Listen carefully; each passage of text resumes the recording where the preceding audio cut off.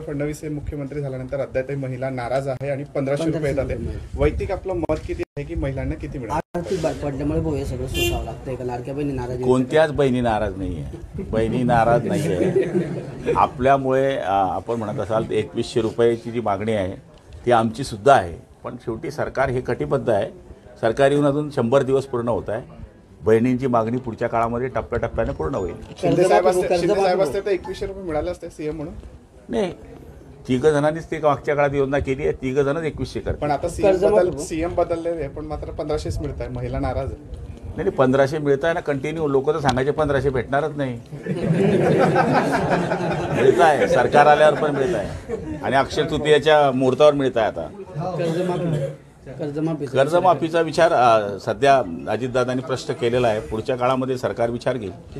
जो पगार होता तो त्यांच्या खात्यात 44% पगार बाकी आहे त्यांचा आणि त्याच्यावर शिंदे साहेबांनी कालच त्यांना आश्वासन दिलेलं आहे आणि त्या पद्धतीच्या सूचना दिल्यामुळे लवकरात लवकर पैसे त्यांना उपलब्ध होतील. श्रेय घेतलं जात आहे अजितदादाकडून किंवा आपल्या शिवसेनेकडून, असं श्रेय घेतलं जातं त्यांना पगार मिळेल. श्रेय कोणाला मिळालं तर सरकार आमचं आहे. तिघं मिळून आम्ही काम करतोय. राज्यामध्ये जर बघितलं आपण तर जलजीवन मिशन योजनांचे 23,000 कामं पूर्ण झाले. 26,000 कामं जे अपूर्ण आहेत. 470 कामं तर सुरू पण झाले नाही. काय ऍक्शन प्लॅन असणार? हे बघा 23,000 योजना आमच्या पूर्ण झालेल्या आहे आणि जवळपास 10,000च्या आसपास योजना अशा आहे की ज्या 99च्या दरम्यान आहे. मागच्या ऑक्टोबरपासून तर आतापर्यंत पैसे उपलब्ध ही कामं आमची थांबली होती. जवळपास 9 महिन्यापासून पैसे नव्हते. पण आता राज्य सरकारने जवळपास च्या वरती पैसे आम्हाला उपलब्ध करून दिलेले आहेत. त्यामुळे येत्या काही दिवसामध्ये त्याला ही संख्या वाढलेली दिसेल. या वर्षी नाही पण पुढच्या वर्षी बऱ्याच प्रमाणामध्ये टँकर आपल्याला दिसेल.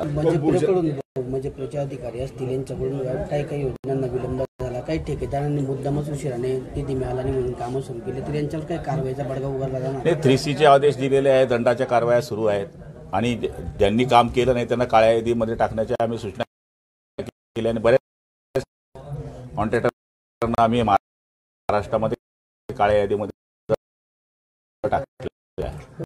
नाशिक आणि रायगडच्या पालकमंत्री पदाचा विषय आता अमित शहांच्या कोर्टावर आहे. तर अमित शहा आता दोघं पालकमंत्री पदाचा निर्णय घेतील असं बोललं जात आहे. मला तरी नाही वाटत, कारण की केंद्राचा एवढा मोठा माणूस एखाद्या पालकमंत्री पदाकरता या गोष्टी करतील. तिथे खासदार आहे त्याच्या घरी एखाद्या वेळेस त्यांच्या मतदारसंघात कार्यक्रम असल्यामुळे ते जेवणाला जात असतील.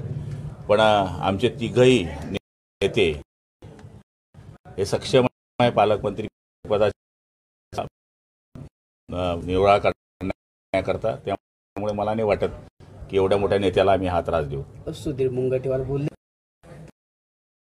सरकार कायम राहायला पाहिजे. माझं प्रमोशनासाठी प्रणिती शिंदे असतील इतर पक्ष किंवा अरविंद सावंत हेही आले पाहिजे तरच माझं प्रमोशन होईल. खरंच व्यक्त दाखवले त्यांनी. ते मला माहीत नाही. शेवटी ते सुधीर भाऊ आहेत. ते काय बोलतात आणि कशी गुगली टाकतात हा